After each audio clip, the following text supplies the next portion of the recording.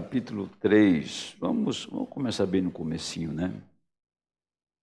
E eu, irmãos, não vos pude falar como a espirituais, mas como a carnais, como a meninos em Cristo.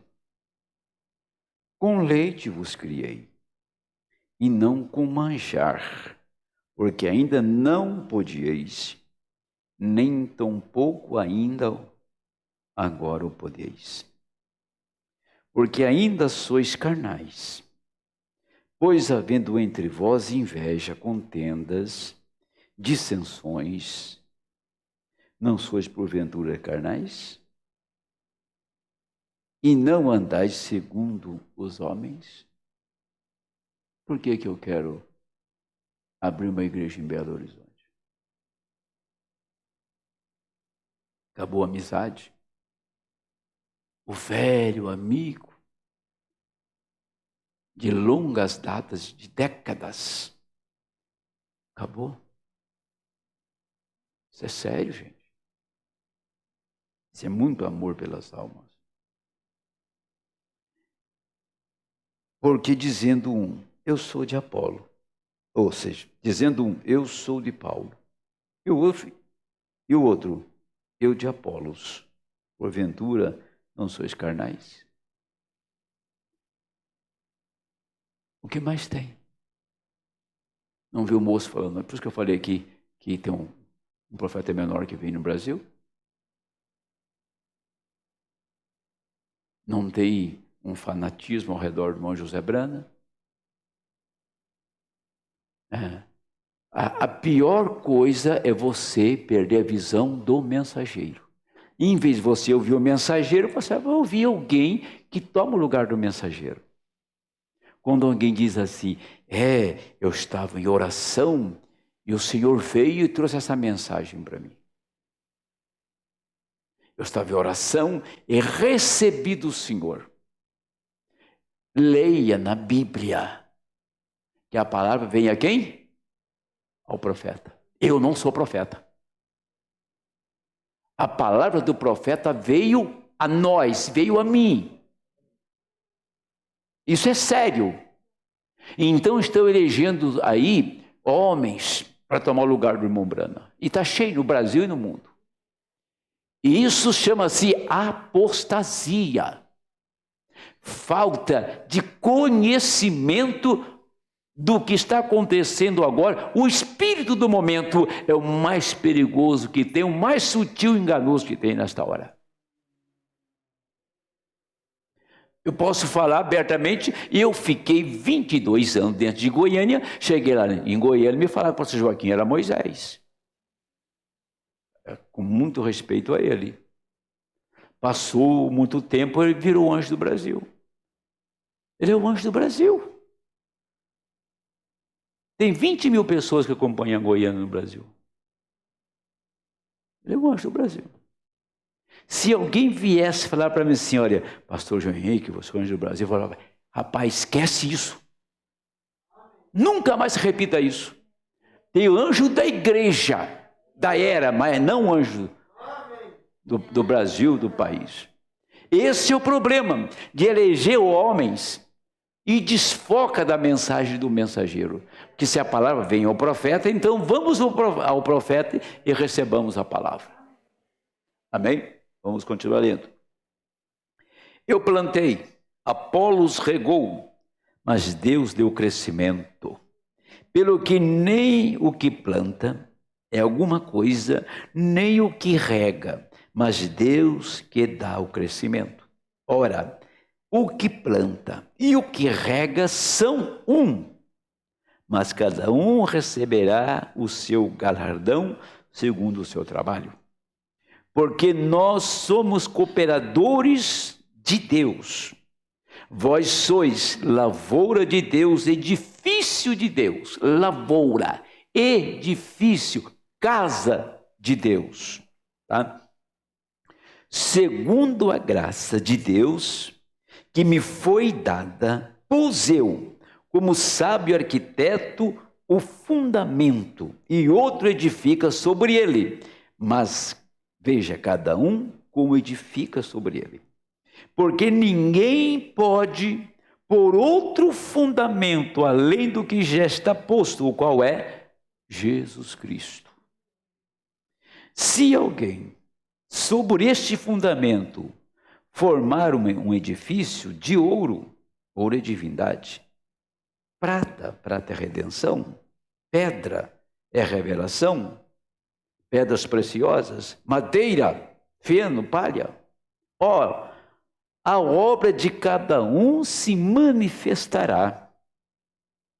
Na verdade, o dia declarará, porque pelo fogo será descoberta, e o fogo provará qual seja a obra de cada um. O tempo que estamos vivendo, Deus está provando a obra nossa. A nossa fé é provada aqui. Ninguém vai parar na brecha, é você que tem que parar na brecha. Agora, se a obra que alguém edificou nessa parte permanecer, eles receberão o galardão. Se a obra de alguém se queimar, sofrerá detrimento, mas o tal será salvo, todavia, como pelo fogo. Ele vai para a tribulação, né? Não sabeis vós que sois o templo de Deus e que o Espírito de Deus habita em vós. Nosso Deus soberano Pai, no nome do Senhor Jesus Cristo, pedimos que a presença do Senhor, a assistência do Teu Espírito Santo, esteja nesta congregação, neste lugar, porque queremos, Senhor, falar exatamente o que o mensageiro falou. O mesmo estímulo, a mesma revelação, a mesma unção. Deus, aquilo que cercou o ministério do irmão Brana, terá que cercar agora o ministério da noiva, Pai. Ó Pai, o que aconteceu com o irmão Brana, a sua experiência, a sua intimidade com Deus, isso vem para os santos agora. E nós oramos nesta noite, Senhor, que o Espírito Santo tome a palavra que está sendo pregada, Senhor, e nos ensine, e nos instrua, e nos prepare para sair desta velha casca, sair desse velho tabernáculo, para ir para aquele que é perfeito. Oramos no nome de Jesus Cristo. Amém. Pode sentar, amados. Eu, nesta noite, quero fazer o seguinte. Eu vou caminhar com vocês um pouco dentro de algumas mensagens aqui, até mesmo sem intenção, né, de pregar um sermão, mas de trazer tópicos da mensagem para que a gente possa ter ideia do que Deus está fazendo e como Deus está trabalhando com o eleito hoje, e que a igreja possa absorver isto. Lá no parágrafo 79 de Quinhense Melquisedeque, mensagem pregada em 1165, o profeta faz menção de 2 Coríntios capítulo 5. Ele diz assim: se esta casa terrestre de nossa habitação desfizer este tabernáculo terrestre, temos outra. Temos passado por isso para vir diretamente de Deus o atributo. Temos passado por isso para vir diretamente de Deus o atributo para sermos carne. Passamos pelo atributo e viemos ser carne aqui, para sermos tentados e provados, tá? Tentados, provados pelo pecado, como Adão foi, Porém, quando a provas de sua palavra estiver acabado, então somos elevados a este corpo que foi preparado para nós antes da fundação do mundo. É a palavra que passamos por alto. E viemos aqui embaixo para sermos tentados e provados. Se tivéssemos vindo através disso, não teria havido nenhuma tentação. Haveríamos sabido todas as coisas, todos os mistérios. Não haveria nenhum mistério. Tudo estava revelado. Tá? Essa é a razão porque Jesus sabia todas as coisas, porque ele era a palavra antes de ser carne. Qual o propósito? Ele era a palavra antes de ser carne. Agora, quando ele nasceu, como eu nasci, você nasceu, ele sabia como que seria a sua trajetória. Ele sabia as provas que viriam. Por quê? Porque ele era a palavra. E a palavra é o alfa e o ômega, o princípio e o fim, e conhece o fim desde o princípio. E ele conhecia o seu ministério aqui, a causa, por que ele estava aqui. Então, ele nasceu, ele cresceu, e ele foi adolescente, tornou-se um adulto, entrou para o ministério com 30 anos para representar a Deus naquela carne, o Senhor Jesus Cristo. Mas todas as provas, porque o corpo do pecado, essa carne que meu pai e minha mãe geraram, isso aqui tem prazer no pecado. Tem prazer no pecado. Mas o corpo de Cristo não tinha, porque aquele corpo não era receptor do pecado. Ele não era atributo do pecado. Aquele corpo era um atributo da palavra falada. Entendeu?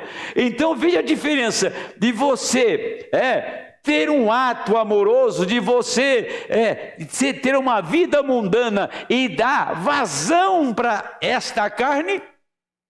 Mas deixa você sair dessa carne e entrar num corpo que nunca pecou, você saberá o que o pecado causa, o quanto você terá aversão por ele. E Deus colocou cada filho aqui e chamou você do pó e colocou você aqui para ser provado. Você acha que se você fosse um bispo de uma grande denominação, você teria prova? Você acha que você fosse um grande empresário com muito dinheiro, você teria prova? Então Deus nos pôs aqui nesta condição, para ser provado. Quando a prova terminar, ele diz: chegou, acabou, não tem mais prova. Agora eu tenho um corpo preparado aqui. E a vida desse corpo que está preparado aqui está aí. Eu redimi esta vida. Toma aquela vida que foi redimida, que é a sua alma, e leva para aquele corpo. Aí você será a semelhança dele. A igreja tem que se atinar para isso. A igreja, o eleito, ele vai entrar muito breve em tal condição, em tal situação, em tal intimidade com Deus, que ele não vai ter prazer em nada, mas absolutamente nada. Nem sequer uma palavra que não convém falar, ele nem sequer vai interessar por aquele assunto. Vai acabar tudo, gente. Isso terá que acabar para que a palavra possa operar em plenitude em nossa vida. Não haverá arrebatamento se a palavra não operar em plenitude em nossa vida. Só você ler João 8, você vai começar a entender o Senhor falando a respeito dele e da palavra. No princípio era quem? O Verbo. O Verbo estava com Deus e o Verbo era Deus. Esse Verbo se encarnou. Essa carne que está aqui, esta carne, ela é receptora da palavra. Quando a palavra toma um homem, uma mulher, e você se enche do Espírito Santo, aí você começa a ter tantas dores, tantas provas, tantas lutas. Você não teria luta nenhuma. E você nunca terá uma luta, a menos que você receba o Espírito Santo. Aí tudo é espinho, tudo finca. Ele é o descanso, porque você sabe que passou da morte para a vida. Ele é o descanso e a segurança da sua ressurreição. Mas por outro lado, você começa a ver a situação tão ruim, a atitude das pessoas tão hedionda, tão baixa, e você vê a coisa moendo, e o diabo massacrando o povo, e pessoas tão próximas a você, e você não pode fazer nada por ela. Virá uma hora, meu amigo, virá uma hora muito breve, e a palavra vai sair, e todos os caminhos vão fugir da sua frente. Todas as coisas pecaminosas sairão da sua frente. Isso, meu amado, isso é o assim diz o Senhor, porque ela é o corpo dele. Ela é a carne dele, ela é o sangue dele, é a vida dele, tudo que ele é, ela é. Então isso vai fazer a grande diferença.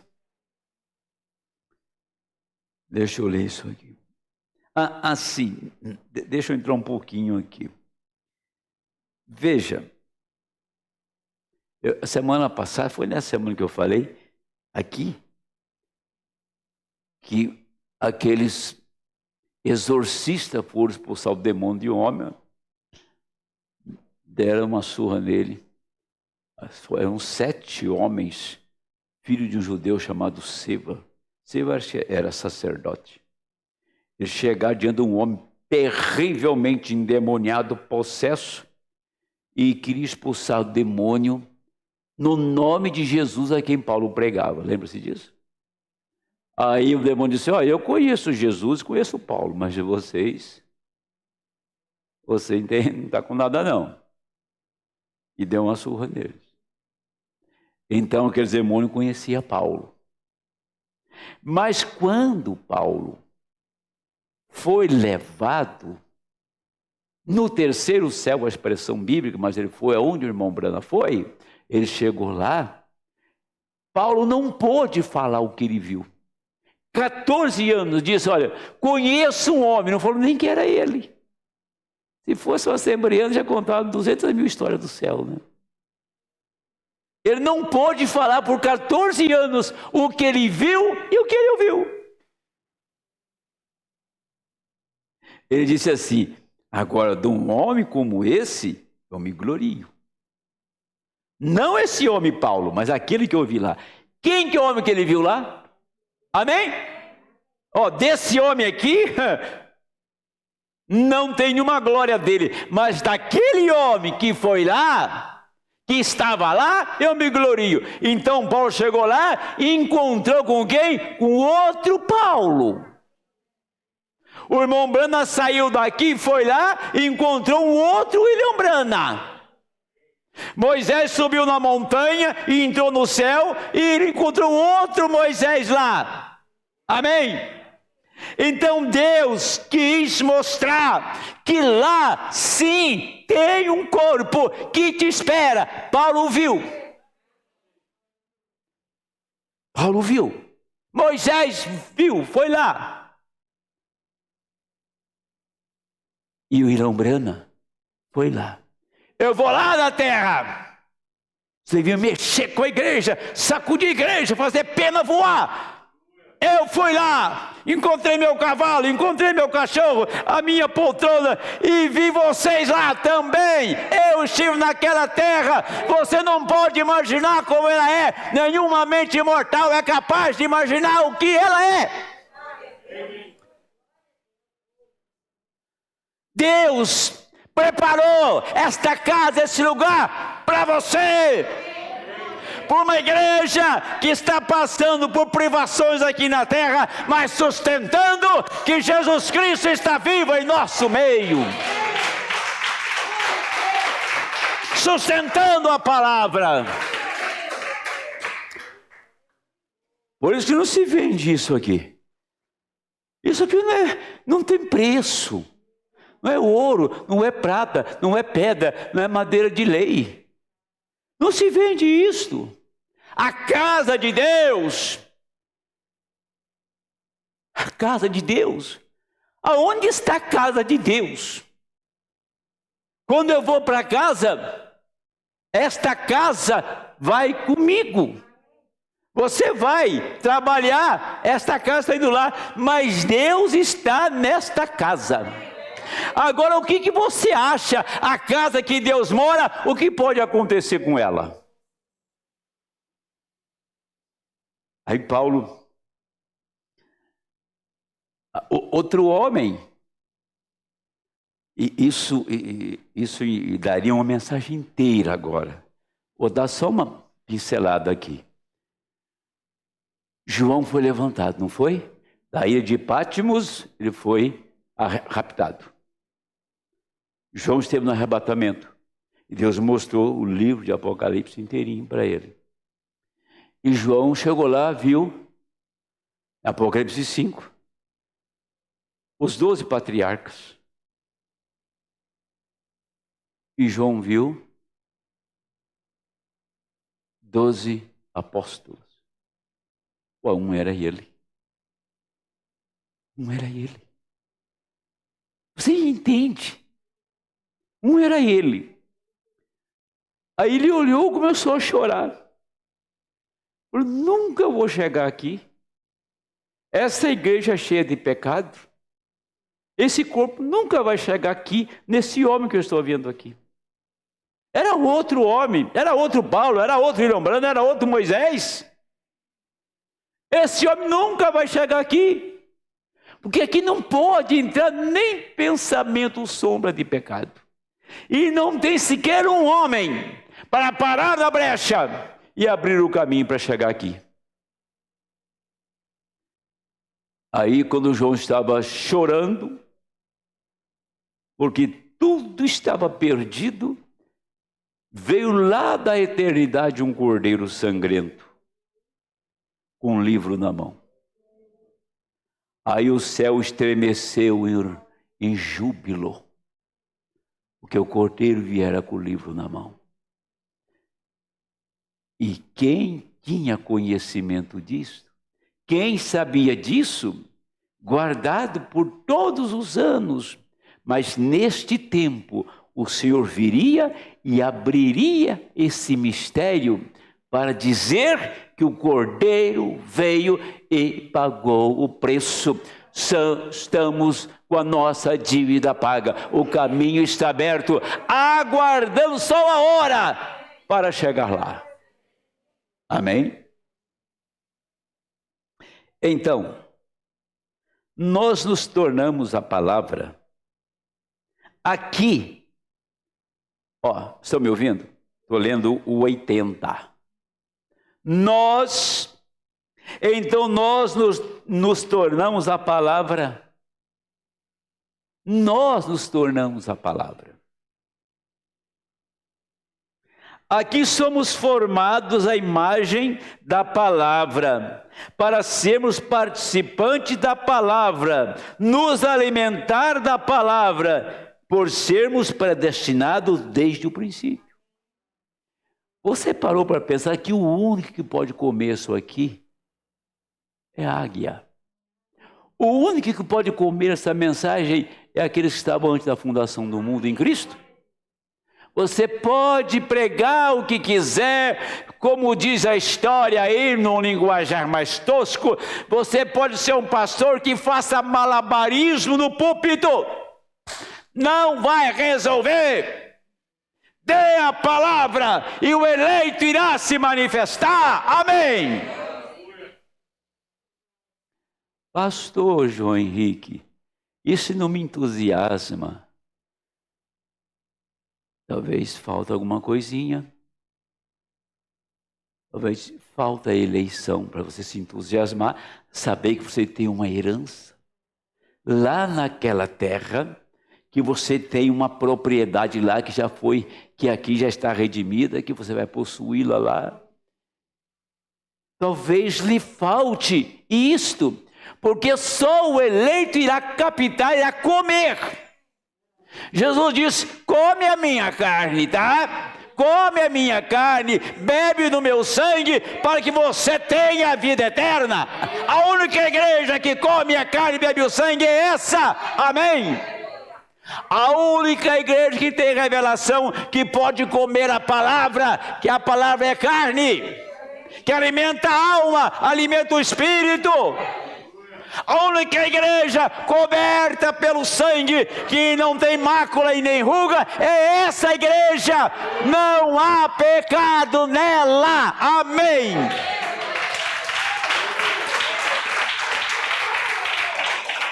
Aleluia. Glória a Deus. Agora vejamos isto. Diz assim: aqui somos formados à imagem da palavra para sermos participantes da palavra e nos alimentar da palavra, por sermos predestinados desde o princípio. Vejam vocês aquela pequena faísca de vida que vocês tinham dentro de si desde o princípio. Quando começaram a jornada, muitos de vocês podem recordar. Se ajuntaram a esta igreja, se uniram àquela igreja, tentaram isto, tentaram aquilo, nada satisfazia. Isso é correto.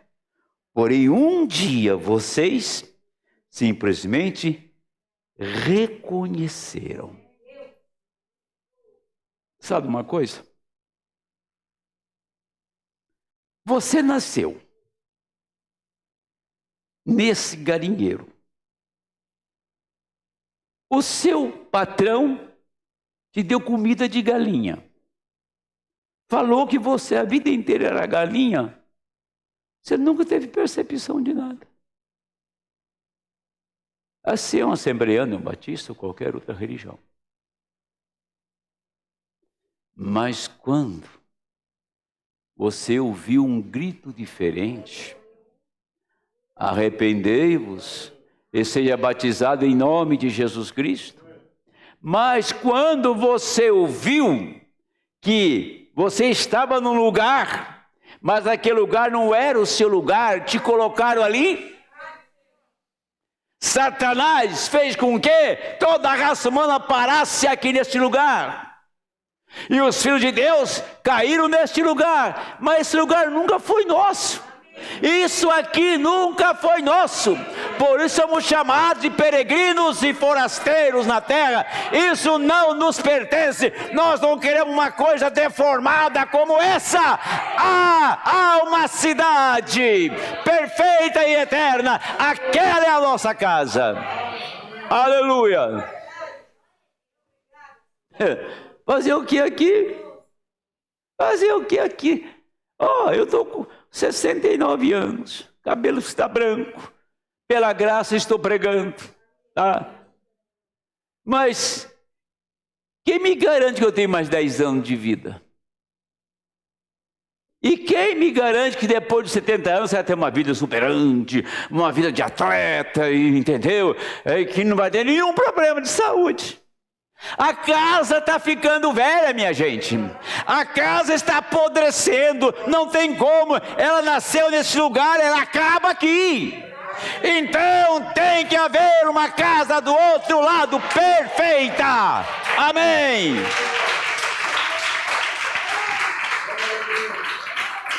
Quando você assimila isto, então você tem desejo. Quanto mais eu comer, mais eu vou me tornar aquilo que eu como. E quanto mais eu comer, mais aquilo vai entrar no meu sistema. Quanto mais me alimento, quanto mais eu como da mensagem, mais parecido com ele eu fico. Amém. Aleluia. Eu não vou entrar nos ungidos, vou entrar em uma mensagem aqui. Bem rápido, porque eu não quero atrasar nesta noite. Amanhã eu entro aí nos ungidos. Tem uma coisa muito tremenda aqui nos ungidos.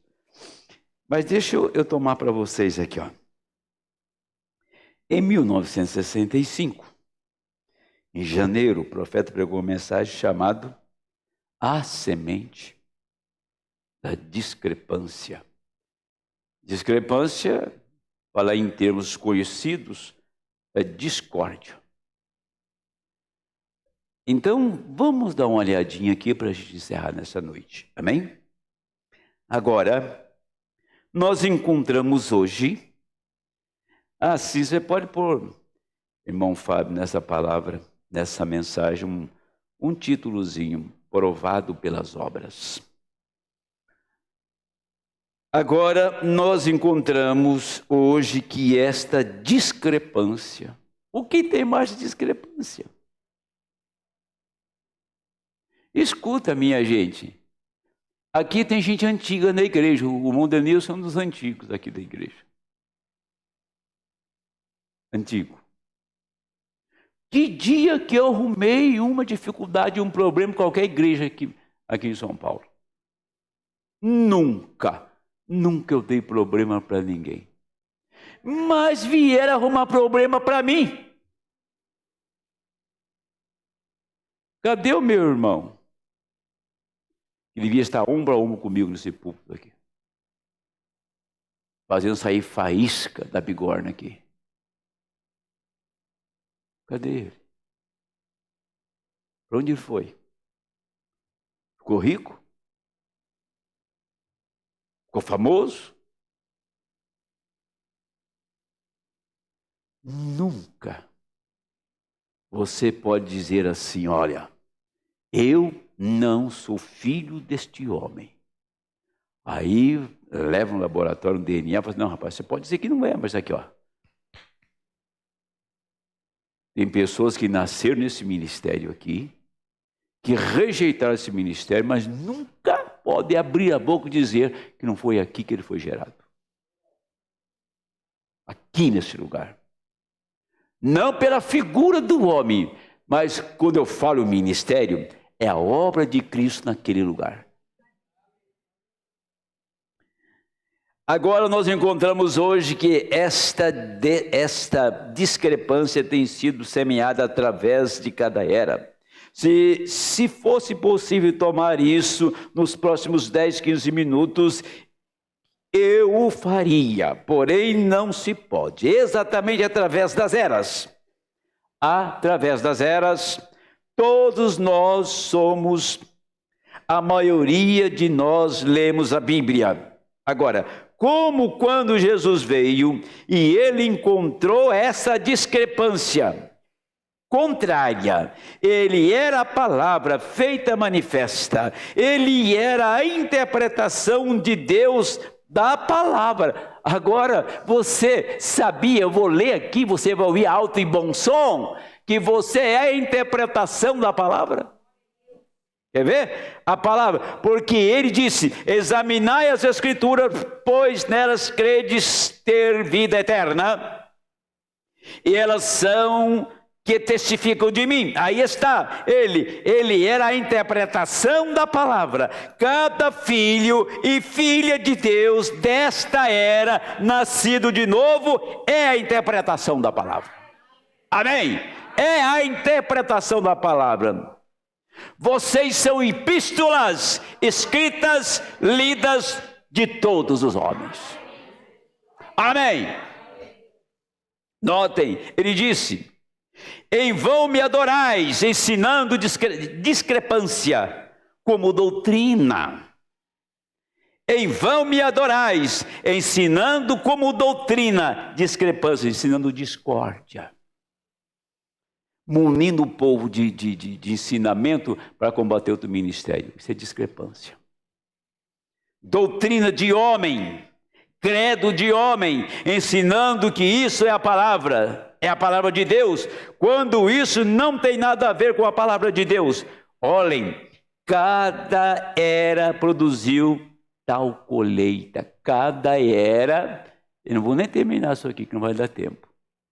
Cada era produziu tal colheita. Cada era tem feito isto. E a nossa não é a exceção. Lutero, Wesley, Paulo teve lá uns demônios, Janas e Jambres e tanta gente que perturbou Paulo. Não. Nós estamos enfrentando a mesma situação. Nós temos a mesma coisa. É uma era com maior colheita do que todas as outras juntas. A maior colheita está nessa era maior que todas as outras juntas, pois este é o fim da história do mundo. Esta é a grande discrepância que alguma vez tem estado sobre a terra.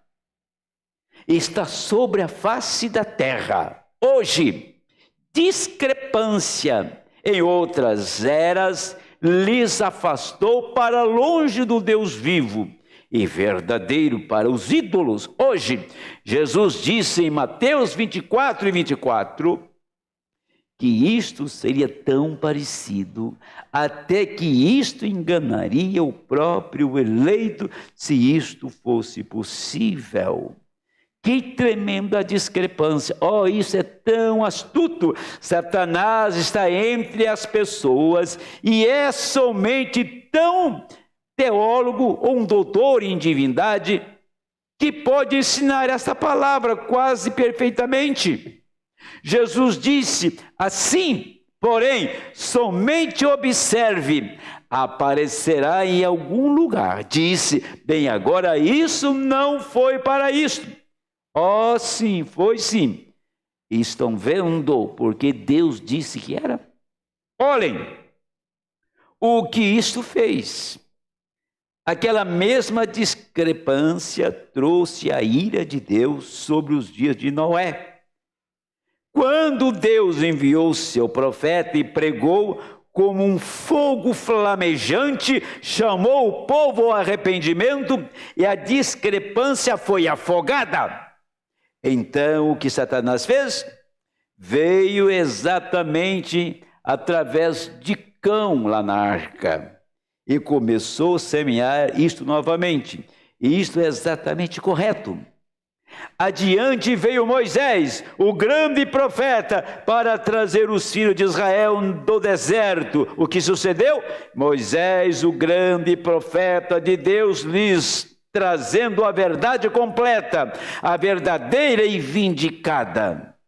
Ele havia se encontrado com Deus e Deus provou que ele tinha se encontrado com ele. E como aquelas pessoas ali no passado, aqueles sacerdotes, eles tinham as suas religiões, seus rituais, seus direitos e tudo, porém, Moisés permaneceu como uma vindicação da interpretação de sua palavra. Não se esqueça disso. Moisés foi a interpretação de Deus da sua promessa. Ele disse que ele o faria. Ele era a interpretação de Deus. Quando Deus quis fazer, talvez eu termine aqui, continuo amanhã. Quando Deus quis fazer, Deus arrumou um corpo, Moisés. Tudo que Moisés fez, se Deus estivesse ali, ele faria. Amém? Tudo que Paulo fez, se Deus estivesse ali, ele faria exatamente o que Paulo fez. Estão entendendo isso agora?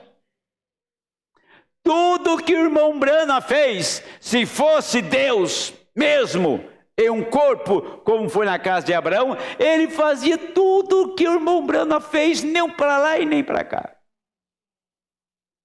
Estamos concluindo. Tudo que você, tudo que eu, tudo que nós estamos fazendo hoje, se Deus descesse aqui, Ele faria exatamente igual. Essa é a igreja que vai ser raptada. Se Deus descesse aqui nesta noite, Ele pregaria o mesmo sermão que eu estou pregando. Se Deus estivesse assentado aí, Ele daria o mesmo glória a Deus. Amém. Porque nós somos a interpretação dEle agora na terra. Tudo que você faz, se Ele descesse, Ele faria aqui nesse lugar.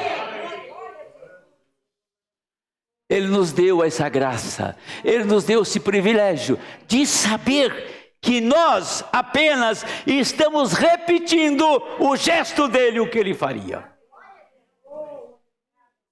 Entenderam? Como isso é grande, como isso é maravilhoso, o que Ele tem nos dado não é pouca coisa. Como que eu poderia fazer isso? Como que nós poderíamos fazer isto?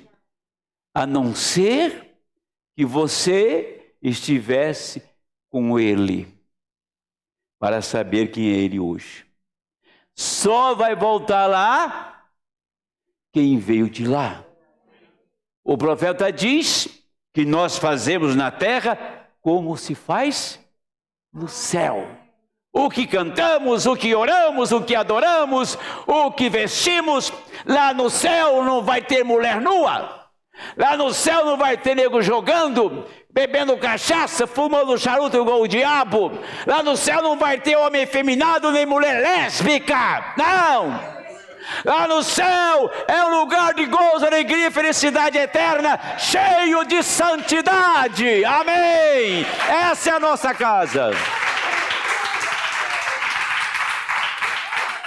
E eu estou feliz por saber que no céu não tem velho. Não é bom isso? É, Fernandinha?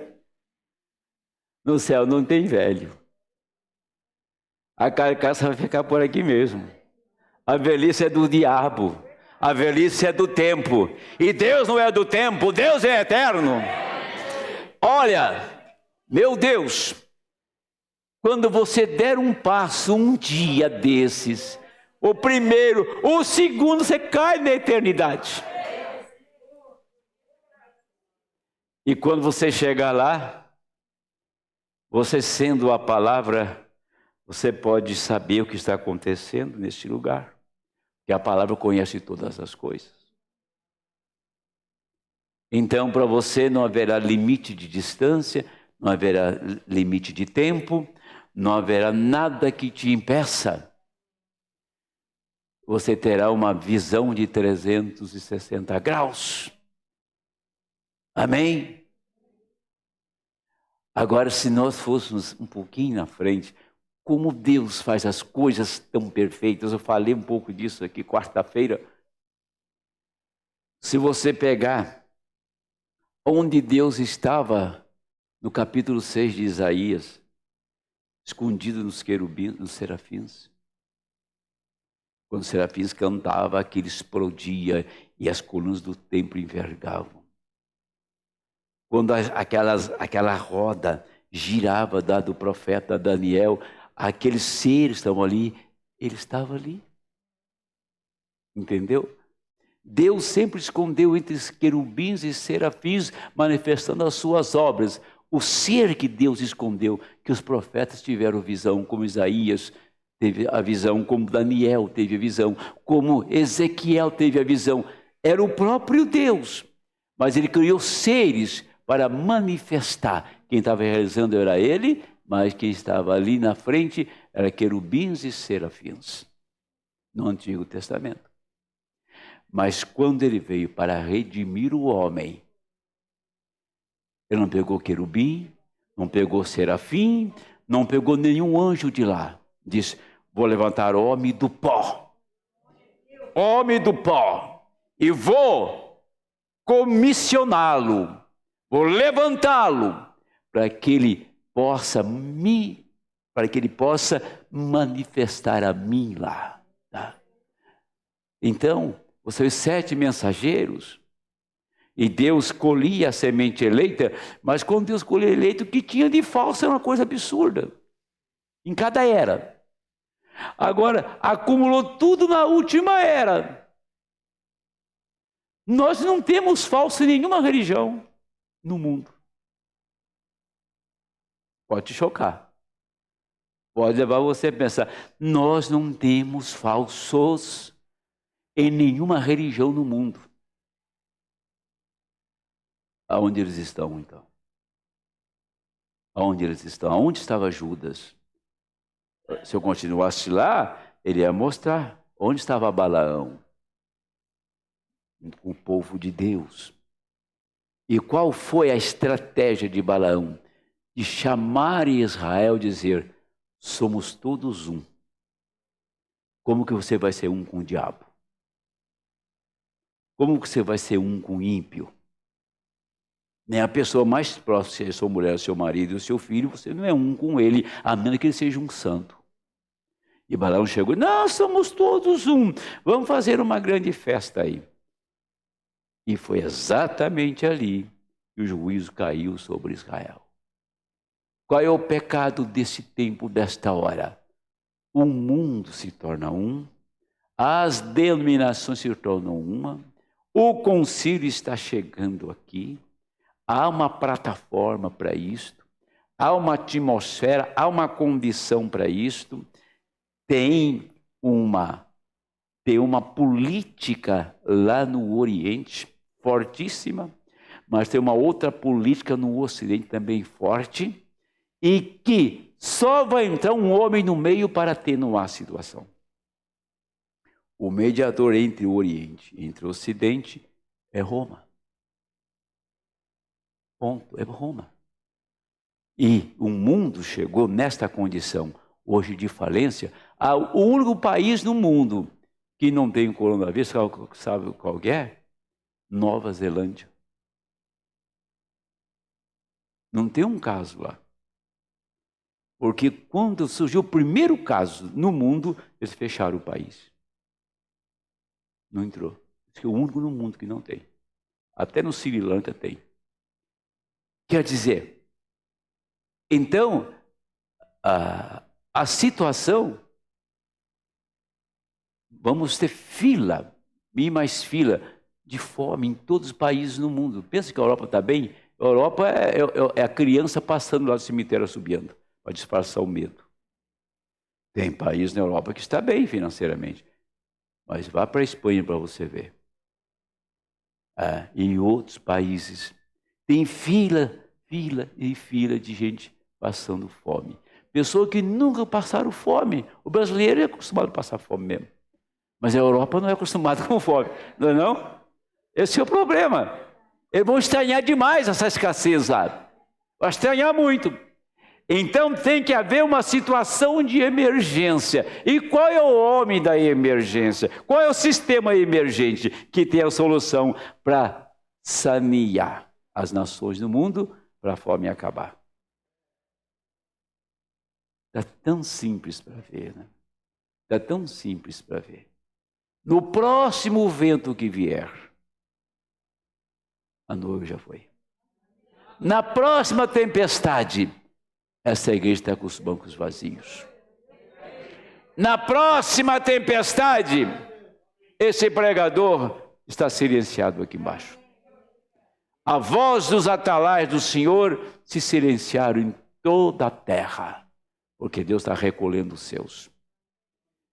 Você pode perceber Aquela mãezinha, que alguma coisa está acontecendo com ela, diz o profeta, que ela se torna dócil, ela se torna calma, porque tem um espírito rodeando ela, porque vai sair um corpo para aquele espírito tomar, senão a criança fica sem vida. Então tem um espírito rodeando o eleito, bem de perto, que a hora que ele passar para lá, ele já está do outro lado. Aquela teofania te apanha e te leva para casa. Os redimidos estarão na grande festa do Cordeiro. Você já imaginou? Vou terminar. Eu falo que vou terminar e não termino, né? Que coisa. Né, irmã Sabrina? Deixa eu falar alguma coisinha, só isso agora para vocês. Quantas pessoas foram convidados para a ceia? Pararam para pensar? Desde 1933. Quantas pessoas foram convidadas para a ceia? Ninguém quis. Aí o noivo que ia dar a festa disse, olha, vou arrumar uns camaradas aí, valentes, os valentes de Davi, e vocês enfiam a cara nesse mundo aí. Pega cego, aleijado, todo tipo de pessoa estrupiada. Não vai ter um assento vazio na minha casa. A igrejinha da Brasilândia está vazia, mas aquela lá não vai ter nenhum, não vai ter um assento vazio. O seu está lá, se tomar o seu lugar. Amém? Deus abençoe em nome do Senhor.